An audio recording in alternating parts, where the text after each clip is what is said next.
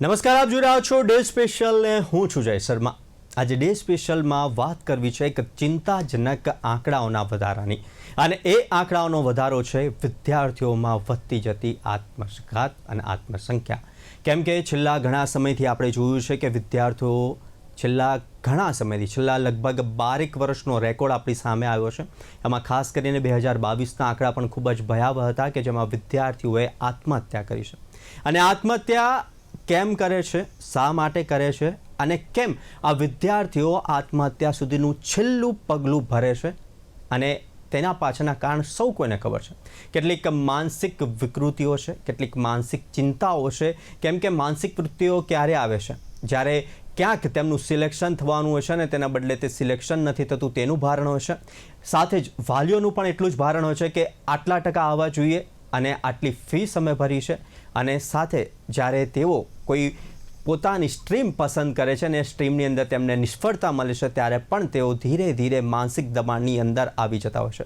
ક્યારેક આર્થિક દબાણ પણ હોય છે, માનસિક દબાણ હોય છે, અને ક્યારેક આ જે રેસ હોય છે, પર્સન્ટેજ અને પર્સન્ટાઇલની જે રેસ હોય છે, તેમાં પણ તેમના જોઈતા માર્ક્સ ના આવતા તેઓ પણ ક્યાંક ને ક્યાંક આ માનસિક દબાણમાં આવીને આ છેલ્લી ઘડીનું પગલું ભરી લેતા હશે. આ સૌ કોઈને ખબર છે, પરંતુ હવે તેને લઈને હવે સુપ્રીમ કોર્ટે ફટકાર લગાવી છે સિસ્ટમને, કારણ કે સિસ્ટમને નિષ્ફળ ગણાવી છે સુપ્રીમ કોર્ટે. અને સુપ્રીમ કોર્ટે 15 જેટલી માર્ગદર્શિકા જારી કરી છે કે જેનાથી આ જે ઘટનાઓ ઘટી રહી છે, જે આંકડાઓ દિન પ્રતિદિન વધી રહ્યા છે, તેને ઘટાડી શકાય. અને તેની માટે હવે કેટલાક નિર્ણયો પણ લીધા છે. સાયકોલોજિસ્ટ છે તે પણ રાખવા પડશે સ્કૂલની અંદર. હરેક 100 વિદ્યાર્થીઓએ એક સાયકોલોજિસ્ટ રાખવો પડશે. શિક્ષકોએ પણ ધ્યાન રાખવું પડશે કે જે તેમના વિદ્યાર્થીઓ છે, જે તેમના વર્ગખંડમાં બેસી રહ્યા છે, ને વિદ્યાર્થીઓ અંદર તેમને લાગતું હોય કે પરીક્ષાને લઈને કોઈક ભારણ દેખાય છે, કે પરીક્ષાના માર્ક્સ આવ્યા પછી તેમાં કોઈ ભારણ દેખાય છે, કે તેમનું શિક્ષકોએ પણ નિરીક્ષણ કરવું પડશે, ધ્યાન રાખવું પડશે. અને તેમને જો આવું કોઈ પણ લક્ષણ દેખાય તો સાયકોલોજિસ્ટને પણ કહેવું પડશે. આ પ્રકારની માર્ગદર્શિકા જાહેર કરવામાં આવી છે. પરંતુ જે પ્રમાણે હાલે આજે વાત કરવી છે કે કેમ આ પ્રકારના દરો વધી રહ્યા છે, આંકડાઓ વધી રહ્યા છે, અને કેમ આવી માર્ગદર્શિકા જારી કરવી પડી છે. અને આ જ મુદ્દે આપણી સાથે ચર્ચા કરવા માટે ડે સ્પેશિયલમાં ઉપસ્થિત છે ઉમેશ જોશી, કે જેઓ શિક્ષણવિદ છે. ઉમેશભાઈ, આપનું સ્વાગત છે. નમસ્કાર. ઉમેશભાઈ, ઘણા બધા કારણો છે, ઘણી બધી વાર આપણે વાતચીત કરી છે, અને સાથે જ ઘણા બધા એટલા જ ન્યૂઝ સામે આવતા હોય છે કે કેમ વિદ્યાર્થીઓ આત્મહત્યા કરી રહ્યા છે. સામાન્ય લક્ષણો તો સૌ કોઈને ખબર છે. ક્યાંક શિક્ષણનું ભારણ છે, ક્યાંક આર્થિક ભારણ છે, ક્યાંક માતા પિતાનું ભારણ છે, પરિવારજનોનું એટલા જ પર્સન્ટેજ લાવવા માટે એટલું જ દબાણ હોય છે કે તારા માટે આટલી બધી ફી ભરી છે. એ બધી જ સામાન્ય વાતો સૌ કોઈને ખબર છે. પરંતુ હાલ સુપ્રીમ કોર્ટે શિક્ષણ ઉપર અને શિક્ષણની સિસ્ટમ ઉપર ફટકાર લગાવી છે. તેના મુખ્ય કારણો કયા કહી શકાય? જ્યારે આવા શિક્ષણ જગત સુધીથી બહાર નીકળી અને સુપ્રીમ કોર્ટ સુધી પહોંચી છે ત્યારે નક્કી કંઈક આમાં વિશિષ્ટ તથ્ય હોવું જોઈએ.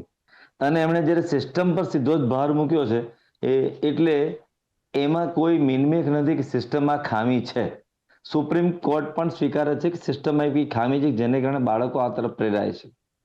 બીજું મુખ્ય કારણ તો જે કહેવામાં આવે છે કે એક હોડ, અને એક વિશિષ્ટ પ્રકારની હોડ, ટોપ કરવાની હોડ, ચોક્કસ વિસ્તારમાં ભણવાની, ચોક્કસ વિષયમાં ભણવાની, ચોક્કસ ક્ષેત્રમાં જવાની, ત્યાં પણ ટોપ થવાની હોડ. દરેકે દરેક ક્ષણે હોડમાં ઉભા રહેવું અને દરેક ક્ષણને કોમ્પિટિશન ગણી અને દરેક ક્ષણે જીતવાની એક જીદ આવી ગઈ છે. આ જીદ આવી જવાને કારણે એક હોડ રહે છે, અને હોડને કારણે લોકો જ્યારે નિષ્ફળ થાય છે ત્યારે આવા પગલા તરફ જાય છે. પણ એ સમજાતું નથી કે બાળક શિક્ષણ શું મેળવે છે. સુપ્રીમ કોર્ટનો પ્રશ્ન અહીંયા એ જ છે કે બાળક એવું જો શિક્ષણ મેળવતું હોય, જો શિક્ષણ ખરેખર જ્ઞાનનો પુરાવો થતો હોત તો પછીથી એમાં જ્ઞાન વધવાથી એ આવું ક્રૂરતાભર્યું પગલું ન ભરે, એવું સુપ્રીમ કોર્ટનું માનવું છે. એ માનવું ખોટું પણ નથી. પણ આ પગલું ભરવા ગયા એનો મતલબ કે સિસ્ટમમાં કંઈ ખામી છે. કયા પ્રકારની? કે જો ઓછા ટકા આવે, ઓછા માર્ક આવે તો બીજી કઈ ચોઈસ છે એની સંભાવનાઓ લોકોને ખબર નથી.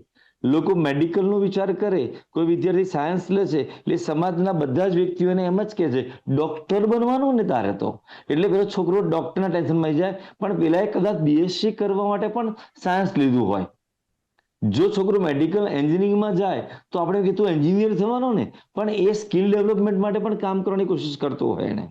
એટલે આપણે કોઈક જગ્યાએ એન્ટ્રી લેવલ પર જે ગાડીમાં બેઠા છે એટલે માણસ છેલ્લા સ્ટેન્ડે જ જાય છે એવું સ્વીકારી અને પેલો સ્વીકાર છે કે હું ડોક્ટર બનવાનો છું. અને એની અંદર ઘણા બધા પરિભાષા હોય છે, એ પરિભાષા બદલાતી જાય અને એ ટાર્ગેટ પૂરો ન થતો જાય માટે એનું રિફ્લેક્શન વધતું જાય છે.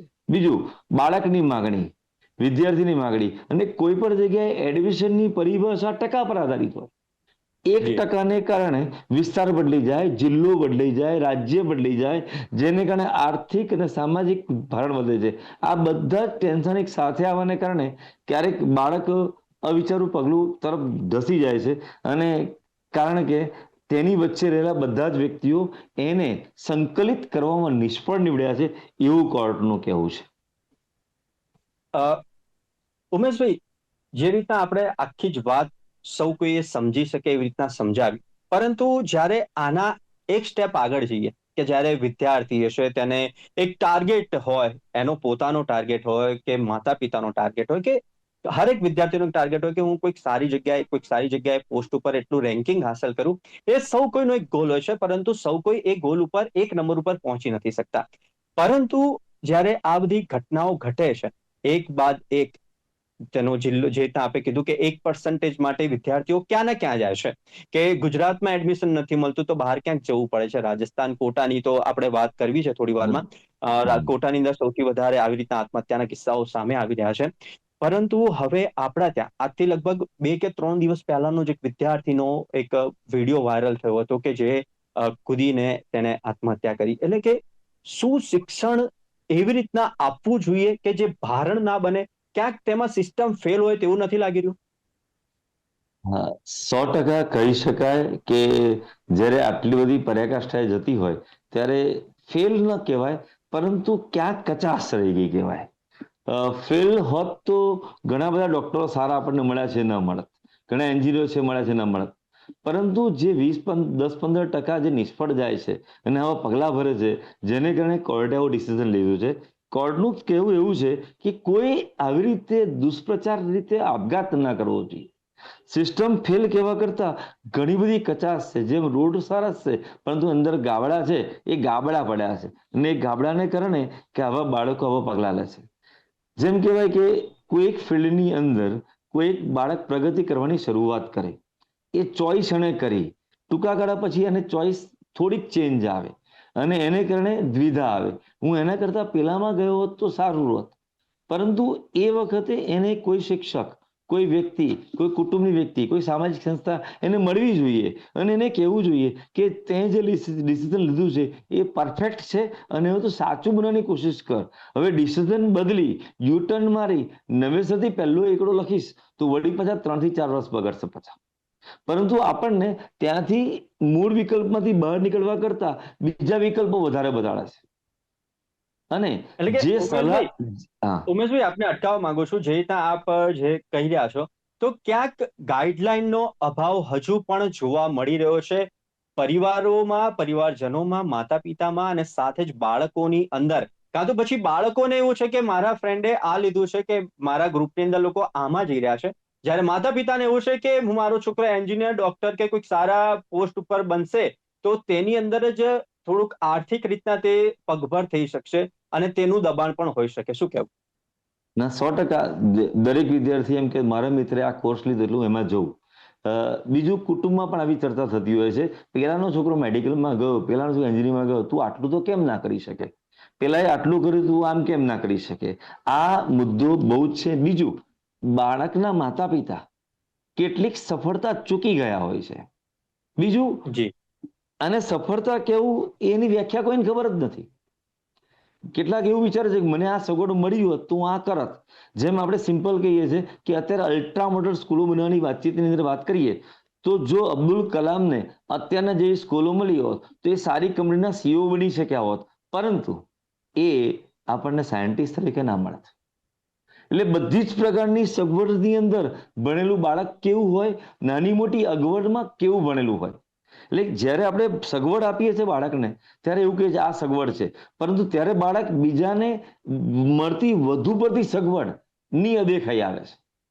જેમ કે એક બાળકને એક્ટિવા લઈ આપ્યું હોય, બીજાનો છોકરો ગાડીમાં જતો હોય તો એને અફસોસ એવું થાય છે કે પેલાની ગાડી છે ને મારે બાઇક છે કે મારે સ્કૂટર છે કે હું સાયકલ પર જઉં છું.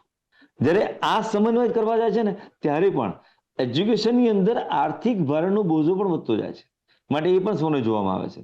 બીજું, કુટુંબ પણ પોતાની લાક્ષણિકતાઓ પેદા કરે છે કે આપણા કુટુંબમાં બધા ભણ્યા છે તો આ કેમ ના ભણે, કેમ એને કવિ થવાનો રસ ન હોઈ શકે, કેમ એને બિઝનેસ કરવાનો રસ ન હોઈ શકે, બધા સરકારી નોકર છે, બધા આઈએસ આઈપીએસ થયા છે, તો પણ એને સામાન્ય કંપનીની ઇવેન્ટ કરવી છે ને તો ઇવેન્ટ મેનેજર ના બની શકે. પરંતુ કુટુંબની એક સંભાવના હોય છે કે બધા આ કર્યા છે એટલે તું અરે આવું જ કરવાનું, એ પણ ભારણ ખરેખર અત્યારે દાદ માગી લેવું છે કે વિચારવા જેવું છે. ક્યારેક ક્યાંક એવા પણ પ્રશ્નો છે કે તારે જે કરવું એ કરી લે, આગળ તો એડમિશન ગમે તે જગ્યાએ તું કઈ ત્યાં લઈ જઈશ, કારણ કે સેલ્ફ ફાઇનાન્સ કોલેજો અને સ્કૂલો રેફડાની જેમ ખુલી ગઈ છે, તેને કારણે કેટલાક બાળકો નિશ્ચિત થઈ જાય છે. પરંતુ જ્યારે વાસ્તવિકતા સામે આવે છે ત્યારે યોગ્ય જગ્યાએ એડમિશન નથી મળતું અને જે જગ્યાએ જવું હોય ત્યાં બ્લોકેજ આવી ગયો છે. કારણ કે આજે જે પરિસ્થિતિ છે એ 3 દિવસ પછીથી, 5 દિવસ પછીથી, 2 વર્ષ પછી પરિસ્થિતિ બદલાઈ ગઈ હોય છે અને એ વિચારેલું એને મળતું નથી અને ન મળતું હોવાને કારણે તે આવા અજુગતા પગલા ભરવા તરફ પ્રેરાય છે. ઉમેશભાઈ, જે રીતના 15 જેટલી વિકલ્પો છે અને સાથે જ સિસ્ટમને નિષ્ફળ ગણાવી છે સુપ્રીમ કોર્ટે, એમાં કહેવામાં આવ્યું છે કે હવે સાયકોલોજીસ્ટ રાખવા પડશે અને 100 વિદ્યાર્થીઓ અને તે બધી યોજનાઓ ચાલી રહી છે. પરંતુ જો શિક્ષક એ વર્ગખંડની અંદર દરેક વિદ્યાર્થી ઉપર એટલું જ ધ્યાન રાખે અને લાગે કે આ બાળક છે જે ઇઝીલી ગ્રેબ કરી લે છે, આ બાળકો છે જે ઇઝીલી ગ્રેબ નથી કરી શકતા, તો તેમની ઉપર થોડું વધારે ધ્યાન રાખે અને એક હળવાશ વાળું વાતાવરણ જોવા નથી મળતું અત્યારના વિદ્યાર્થીઓ અને શિક્ષકોની અંદર, તે પણ એક કારણ હોઈ શકે ખરું? 100% તમારી વાત 100% સાચી છે કે જે કામ સામાન્ય એમબીબીએસ થી કામ પતતું હોય તો સર્જન સુધી જવાની ક્યાં જરૂરિયાત છે. બાળકના નાના મોટા પ્રોબ્લેમ વર્ગખંડમાં ને શિક્ષક જોડે જ ભેગા થવા જોઈએ. અને એક બીજું એક જૂની કહેવત છે, બાળક, વિદ્યાર્થી અને વાલી જો 3 ભેગા થાય ને તો ઘણા બધા માનસિક રોગોનું નિવારણ થઈ જાય છે. પરંતુ અત્યારના સંજોગોમાં સમય, ટ્રાફિક અને સમય અસૂચકતા નહીં હોવાને કારણે વાલી, શિક્ષક અને વિદ્યાર્થીઓનો ત્રિવેણી સંગમ ક્યાંય જોવા નથી મળતો. કારણ કે મોટાભાગની હકીકતો બાળકની શિક્ષકને ખબર હોય છે, બાળકની વાલીને ખબર હોય છે, પરંતુ વાલી અને શિક્ષક બે ભેગા થતા જ નથી, જેને કારણે તેમની માનસિકતા અને વર્તન કઈ ખૂટે છે અને કયું મેળવવું છે એની ગેપ રહ્યા કરે છે અને ત્રીજી જ વ્યક્તિ કામ કરી જાય છે આની અંદર આગળ પાછળ. માટે જે વાત કરી છે સાયકોલોજી જરૂર પડે, પરંતુ હું તો એવું માનું છું કે સૌથી મોટો સાયકોલોજીસ્ટ તો એ માસ્તર છે, શિક્ષક છે. કારણ કે એને ભણાવે છે, ટપલી પણ મારી શકે છે અને લાફો પણ મારી શકે છે અને કહી પણ શકે છે, પરંતુ શિક્ષકને કાયદામાં લઈ ગયા ને પછીથી આ બધીની શરૂઆત થઈ. સૂર્યકાંતે એ પણ વિચારવું જોઈએ કે તમે છેલ્લા 20 વર્ષમાં શિક્ષકો માટે કેટલા બધા કાયદા ઘડ્યા છે. જ્યારે શિક્ષકો માટે કોઈ કાયદો નહોતો ને ત્યારે આવા પ્રોબ્લેમ ઊભા થતા નહોતા. એટલે સુપ્રીમ કોર્ટ જ્યારે આ સૂચના આપે છે ત્યારે મારું એક નમ્ર નિવેદન છે કે આ પણ વિચારે કે છેલ્લા 20 વર્ષમાં શિક્ષક વિરુદ્ધ કેટલા કાયદા બન્યા અને કેટલી એક્શન લેવી. એ શિક્ષક શંકાના દાયરામાં આવ્યો છે છેલ્લા 20 વર્ષમાં. ઉમેશભાઈ, હવે આપણી સાથે ડોક્ટર કવિતા શાહ પણ જોડાઈ ગયા છે. કવિતા શાહ, આપનું સ્વાગત છે કે જેઓ એક સાયકોલોજીસ્ટ પણ છે. તો હાલ જે વાત કરી રહ્યા છે કે જે સંખ્યા વધી રહી છે એક બાદ એક અને આંકડાઓ ખૂબ જ ભયાવહ સામે આવી રહ્યા છે. નાની ઉંમરના વિદ્યાર્થીઓ, આપણે પહેલા જોતા હતા કે એન્જિનિયર કે એમબીબીએસ કે એવા કોઈ હાયર કોલેજના સ્ટુડન્ટ્સો સુસાઇડ કરી રહ્યા હતા, પરંતુ હવે નાના ધોરણો એટલે કે 7, 8, 9, 10 એસએસસી, એચએસસી ના બાળકો પણ તેમને યોગ્ય જો પર્સન્ટેજ નથી મળતું, યોગ્ય વેઇટેજ નથી મળતું, તો પણ તેઓ આત્મહત્યા કરી રહ્યા છે, જે ખૂબ જ ચિંતાનો વિષય છે. એટલે કે ઉગતો સૂરજ ક્યાંક ઉગતાની પહેલા જ આથમી રહ્યો છે તેવા કિસ્સા બની રહ્યા છે. ડોક્ટર કવિતા શાહ, હેલો. હા, અવાજ આવી રહ્યો છે આપણે? આપનું સ્વાગત હા, છે. આવી રહ્યો છે. હલો, નમસ્તે. જી. કવિતા મેમ, અમે ઘણી બધી વાત કરી, ઉમેશભાઈ પણ શિક્ષણવિદ છે, આપ પણ તેમને જાણો જ છો. અમે ઘણી બધી વાત કરી કેમ આ બધા પ્રકારના સુપ્રીમ કોર્ટે કહેવું પડ્યું કે સિસ્ટમ નિષ્ફળ છે. ઘણા બધા એ વાતચીત કરી. આત્મહત્યા પાછળના મુખ્ય કારણો જે આપ સૌ કોઈને ખબર છે, ક્યાંક આર્થિક, ક્યાંક સામાજિક, ક્યાંક પારિવારિક. પરંતુ એક વિદ્યાર્થીને લઈને આપણે જોયું તો એવા કયા કારણો તેની પાસે સર્જાય છે કે તેણે આ પગલું ભરવું પડતું હશે? આજનો વિદ્યાર્થી એ અંદરથી બહુ જ મૂંઝાયેલો રહે છે, સર. અને એને પોતાનો મૂંઝવણ અથવા તો પોતાની સમસ્યા વ્યક્ત કરવા માટે કોઈ પ્લેટફોર્મ એટલે કે માધ્યમ નથી મળી રહ્યું. એ એના મિત્રો પાસે અથવા તો એના શિક્ષકગણ પાસે અથવા તો કોઈ સ્પેશિયાલિસ્ટ પાસે કે એવી કોઈ હેલ્પ માટે જઈ શકે છે. પરંતુ કેવી રીતે પોતાની સમસ્યાને સુલઝાવી અને કોનું ગાઈડન્સ લેવું, કઈ રીતે અગર તેને ડિપ્રેશનના, ફ્રસ્ટ્રેશનના કે કોઈ પણ નકારાત્મક વિચારો વારંવાર આવે છે, તો એ પોતે પોતાની સમસ્યાને સુલઝાવવા માટે કેવી રીતે પ્રતિકાત્મક પગલાં ભરવા એ માટેની એને જાણ નથી. તો આ જે તાજેતરની જે ઘટના બની એના ઉપરથી એટલું તો મને સમજમાં આવે છે કે સ્કૂલોમાં સાયકોલોજીકલી ગાઈડન્સની સખત જરૂર છે. અને બીજું છે કે બાળકોની શાળામાં જેમ અભ્યાસક્રમમાં દરેક વસ્તુને મૂંઝવતા પ્રશ્નોને ઉકેલવાની પણ એક કંઈક અભ્યાસક્રમમાં કંઈક ઉમેરવાની જરૂર છે કે જેનાથી બાળકને પોતાની તકલીફો સોલ્વ કરવા જેમ જેમ એમનું ઉંમર વધતી જાય, વયની સાથે એમના પ્રશ્નો, એમના સમસ્યાઓ, એમના મૂંઝવણો એ બદલાતી જાય છે. આ મૂંઝવણોની ઉકેલ માટે કઈ રીતના ગાઈડન્સ મેળવવું, એવી વાર્તાઓ બનાવીને પણ પાઠ્યપુસ્તકમાં ઉમેરીને પણ બાળકને ગાઈડન્સ આપી શકાય. બીજું કે જ્યારે તમને નેગેટિવ વિચાર આવે છે તો કયા પગલા લેવા કે મા બાપ પાસે ખુલીને વિચાર કરો કે એવી રીતનું પણ શિક્ષકો દ્વારા સમયાંતરે વારંવાર અભ્યાસક્રમ એટલે કે જેમનું સ્કૂલનું ભણવાનું છે સિવાયના સમયમાં પણ આવી રીતની કોઈ સકારાત્મક એક્ટિવિટી કરાવી શકાય, જેનાથી બાળકો એમને મૂંઝવતા પ્રશ્નોને ખુલીને ચર્ચા કરતા થાય. અને જ્યારે એમને એવું થાય કે મને કોઈ વસ્તુ વિશે નેગેટિવ વિચાર આવે છે તો એ નોર્મલ છે, એને નોર્મલી લેતા થાય. અને એને સુધારવા માટે શું કરવું જોઈએ એના માટે ખુલ્લા મને જો વાત કરશે ને તો અંદર અંદર મૂંઝાઈને આવા ખોટા પગલા નહીં કરી લે. બીજું કે મા બાપને પણ જો બાળકોમાં ક્યાંય ખામી જણાય કે કોઈ એમના વર્તનમાં તકલીફ જેવું લાગે, કોઈ વાર એમનું એક વસ્તુ છે અત્યાર જમાનામાં થઈ ગયું છે એંગર મેનેજમેન્ટ, મીન્સ એમની વર્તણૂક એટલે કે બિહેવિયરમાં જો જી. તમને ક્યાંક એવું લાગે કે એમને એમનો ક્રોધ કેવી રીતે વ્યક્ત કરવો એ નથી સમજ પડી રહી, તો એના માટે પણ એંગર મેનેજમેન્ટ સ્પેશિયલી અમુક ટેકનિક્સ શીખવાડવામાં આવી શકે. સ્કૂલ વાઇઝ પણ શીખવાડી શકાય. કોઈ બાળકને વધારે તકલીફ હોય તો પર્સનલી પણ કરાવી શકાય. અને આના દ્વારા બાળક જે પોતાનું એંગર બહારના વ્યક્તિ પર વ્યક્ત નથી કરતો, એટલે પોતે અંદર પોતાના પર એટલે પોતાની જાતને નુકસાન પહોંચાડીને જે વ્યક્ત કરી રહ્યો છે એ નીકળી જાય.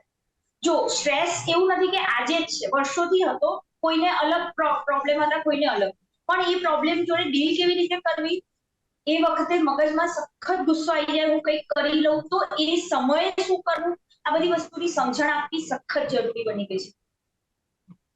ડોક્ટર કવિતા, એક આપણે થોડાક પાછળના જમાનામાં જઈએ, તારે કે જ્યારે હું ભણતો હતો કે આપ ભણતા હશો કે ઉમેશભાઈ ભણતા હશો, ત્યારે એક શિક્ષક હરેક વિદ્યાર્થીના માતા પિતાને પણ ઓળખતું હતું. અને વિદ્યાર્થીમાં જો એમને લાગે કે આને કંઈક પ્રોબ્લેમ છે કે આની જોડે કંઈ થયું છે, ત્યારે શિક્ષક તેની પાસે વાત કરતા હતા કે તેના માતા પિતાને પણ જાણ કરતા હતા કે કંઈક થયું છે, કે આવું વર્તન થઈ રહ્યું છે, એનું ધીરે ધીરે એનો ગ્રાફ ઓછો થઈ રહ્યો છે. પરંતુ હાલ જે પ્રમાણે ફાસ્ટ લાઈફ ચાલી રહી છે અને અત્યારની વાત કરીએ તો અત્યારે એવો કોઈ સમય નથી, કેમ કે હવે એક વર્ગખંડની અંદર 50-50, 60-60 વિદ્યાર્થીઓ છે અને શિક્ષકો માત્ર ભણાવવાનું કામ કરે છે. વિદ્યાર્થીઓ ભણે છે કે નહીં અને કેટલું ભણે છે તે પણ એક મોટો સવાલ ઉભો થઈ રહ્યો છે. હું એવું નથી કહેવા માંગતો કે શિક્ષકો ભણાવતા નથી, પણ શિક્ષકો ભણાવે છે, પરંતુ તે વિદ્યાર્થીઓ સુધી કેટલું પહોંચ્યું તેની હવે કોઈ તહેકીકાત નથી થતી અને સીધું જ થાય છે એક્ઝામિનેશન. અને એક્ઝામિનેશનમાં જ્યારે આ ફેલ થાય છે વ્યક્તિ, ત્યારે જ આખું જ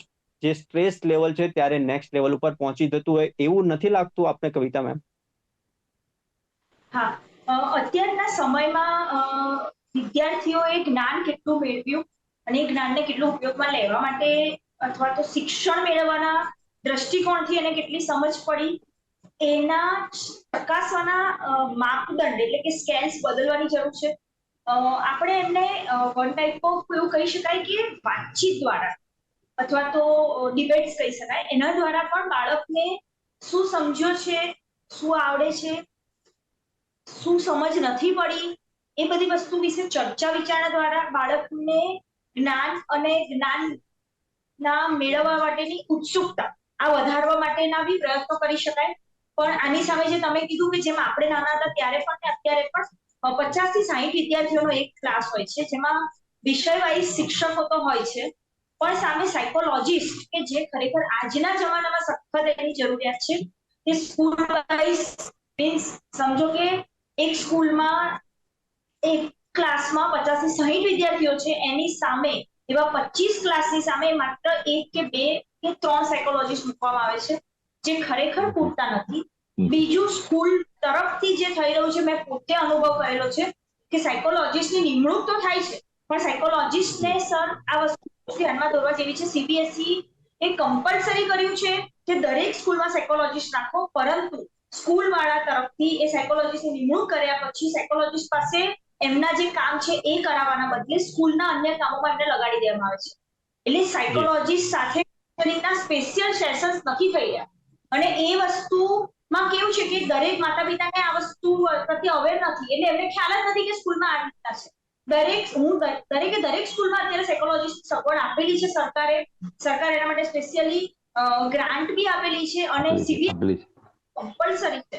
એની સામે સ્કૂલમાં સાયકોલોજીસ્ટની નિમણૂક કર્યા પછી એમની પાસેથી બાળકની કાઉન્સેલિંગ માટે જો કોઈ માતા પિતા જાય ને, તો એમને કાઉન્સેલિંગ બાળકને સાયકોલોજીસ્ટને મળવાના બદલે એવું કહી દેવામાં આવે છે કે અવેલેબલ નથી, છે નહીં, અથવા એ બીજા કોઈ લેક્ચરમાં ગયા છે અને સાયકોલોજીસ્ટ પાસે ગુજરાતી ને એવા વિષયો ભણાવડાવવામાં આવે છે.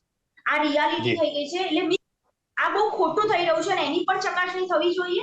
બીજી વસ્તુ કે જેમ તમારું ટાઈમ ટેબલ છે ને, એવી રીતના એક શેડ્યુલમાં, સ્કૂલના શેડ્યુલમાં એક સાયકોલોજીસ્ટનો લેક્ચર રાખવો, એમાં એ લોકો ખરેખર ઘણી બધી ઇનોવેટિવ વસ્તુઓ શીખવાડી શકે બાળકને, તો જેનાથી બાળક પોતે પોતાને અથવા તો એમના ભાઈ બહેન અથવા કોઈ વાર માતા પિતા કોઈ ફ્રસ્ટ્રેટેડ ઓર ડિપ્રેશનમાં છે, તો એની સાઇન સિમ્પટમ્સથી પહેચાની શકે અને એમને પ્રોબ્લેમ્સ પડે અથવા તો આગળ મોટી તકલીફ ઊભી થાય એ પહેલા જ પ્રિકોશન કરી શકે. કારણ કે ઘણીવાર કેવું થાય છે કે તમારો ઘા બહુ ઊંડો થઈ જાય, એ પછી એને રિપેર કરવા જાઓ, એ બહુ મુશ્કેલ હોય છે. જી, કવિતાબેન, સમયનો અભાવ છે એટલે આપને અટકાવવા માંગુ છું. ઉમેશભાઈ, બહુ જ ઓછો સમય છે. કવિતામાં મેં છેલ્લે જે વાત કરી તે ખૂબ જ સરસ વાત કરી કે કાઉન્સિલર અને સાયકોલોજીસ્ટ જે છે અવેલેબલ નથી હોતા, હોય છે તો તેમને બીજા કોઈ કામમાં લગાડવામાં આવે છે. તો જ્યારે આપણે પીરિયડ્સ પ્રમાણે સેટ કરતા હોઈએ છીએ કે એક દિવસની અંદર 8 લેક્ચર કે 4 લેક્ચર કે 6 લેક્ચર, તો એની અંદર વીકલી કે 15 ડેઝ કે મંથલી આપણે જો એક સાયકોલોજીસ્ટ એક વર્ગખંડની અંદર એક લેક્ચર લે, હળવાશના મૂડની અંદર સાથે શિક્ષકની મનોવૃત્તિ જાણે, વિદ્યાર્થીઓની મનોવૃત્તિ જાણે, અને વિદ્યાર્થીઓ માત્ર એવું નથી હોતું કે વિદ્યાર્થીઓ ઉપર આ જ પ્રેશર હોય છે, પણ ઘરમાં પણ એવી ઘટનાઓ ઘટતી હોય છે કે જેની તેના માનસ પટલ ઉપર પણ એટલી જ અસર પડતી હોય છે. તો શું આપનું મંતવ્ય કહેવું કે સાયકોલોજીસ્ટને પણ એક પીરિયડ આપવો જોઈએ? બહુ પરફેક્ટ વાત છે, કારણ કે દરેક માણસ પર જુદું છે. શિક્ષક 50 વ્યક્તિઓની વચ્ચે કોમન વિષય ઉપર કોઈ એક જ ટોપિક પર ચર્ચા કરે છે, પરંતુ દરેકની ગ્રહણ કરવાની શક્તિ જુદી હોય છે. જે બેને વાત કરી, વાત પર હું એક સમર્થન આપીશ. એક જગ્યાએ તેમ બેનના જેવાના કોન્ટેક્ટના કારણે ખબર પડી કે બાળકના 4 પ્રકારની શક્તિ હોય. એક આંખથી જોઈને યાદ રાખી શકે, કાનથી સાંભળીને યાદ રાખી શકે. એવા એક નાના પ્રયોગને અંતે કેટલાક જગ્યાએ મેં પોતે પણ ક્લાસમાં આવા પ્રયોગ કરીને બાળકોને કીધેલું, તો એનો સારો પોઝિટિવ અસર દેખાયો હતો. જો શિક્ષક વાર્તા વાંચીને કરી શકતો તો સાયકોલોજીસ્ટ આઈને વર્ગખંડમાં પહોંચે.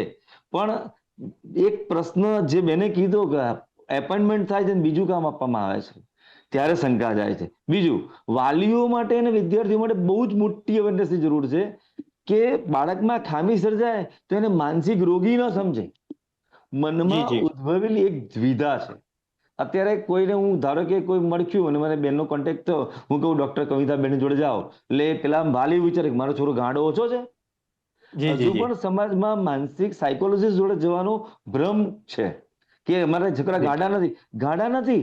મગજમાં ઉત્પન્ન થયેલું એક દ્રવ્ય છે જે એની પ્રગતિને અટકાવે છે. એ દ્રવ્યને કેમ રિમૂવ કરવું, કે એને ઉત્પન્ન કરવું, એના માટે જેની જરૂર પડે. ઉમેશભાઈ આપને અટકાવવા માંગીશ કારણ કે સમયનો અભાવ છે, કારણ કે આ મુદ્દા ઉપર ચર્ચા કરવા જઈએ તો ખૂબ જ લાંબો સમય માંગી લે, લગભગ 2-3 એપિસોડ થઈ જશે.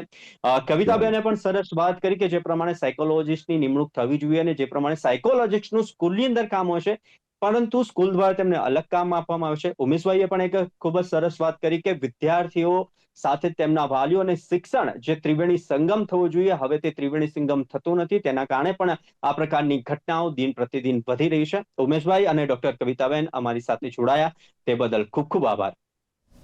નમસ્કાર.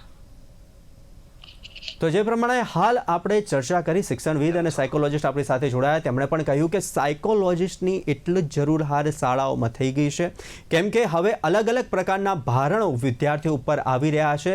તેઓ સ્ટ્રેસ હવે હેન્ડલ નથી કરી શકતા, એંગર હેન્ડલ નથી કરી શકતા, અને જો આ ત્રિવેણી સંગમ થાય તો આ પ્રકારની ઘટનાઓ અને જે આંકડાઓ સામે આવી રહ્યા છે તે આંકડાઓમાં ઘટાડો પણ જોવા મળી શકે છે. તો હાલ ડે સ્પેશિયલમાં બસ આટલું જ.